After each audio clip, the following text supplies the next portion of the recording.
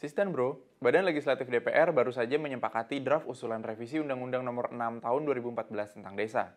Berikutnya, draft itu akan dibawa ke rapat paripurna DPR untuk disahkan sebagai RUU Perubahan Undang-Undang Desa inisiatif DPR.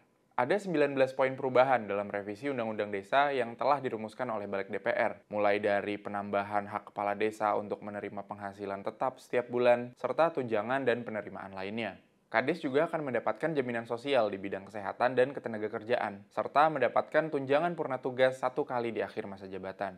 Aturan lainnya, masa jabatan kepala desa ditambah dari 6 tahun menjadi 9 tahun, dengan paling banyak 2 kali masa jabatan secara berturut-turut atau tidak secara berturut-turut.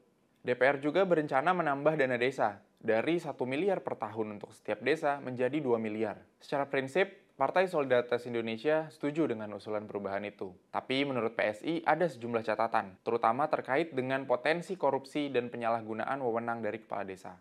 Menurut PSI, penambahan jabatan kepala desa menjadi 9 tahun dan penambahan dana desa dari 1 miliar menjadi 2 miliar rawan menimbulkan penyimpangan. Kepala desa mempunyai waktu yang lama dan dana yang besar, berpotensi menjadi ruang untuk korupsi. Dan durasi kekuasaan berbanding lurus dengan penguatan oligarki. Situasi ini diperumit dengan tidak meratanya kompetensi kepala desa dalam mengelola administrasi desa. Karena itu, PSI menganggap perlu ada ketentuan ketat terkait persyaratan calon kepala desa. Misalnya, salah satunya seorang calon kepala desa telah beberapa kali mengikuti sosialisasi dan pendidikan anti korupsi. PSI juga menganggap perlu ada perbaikan tata kelola dan penguatan pengawasan pemerintahan desa sebelum merealisasikan perpanjangan masa jabatan kepala desa. Misalnya dengan mengangkat sekretaris desa seorang ASN. Juga penggunaan teknologi digital dalam roda pemerintahan desa, seperti e-budgeting, e-katalog, dan lain sebagainya. Ini kami anggap akan bisa menjadi penyeimbang bagi kekuasaan kepala desa.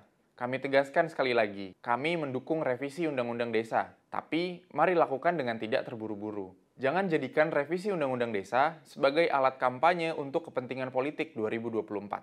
Salam solidaritas. PSI Partaiku.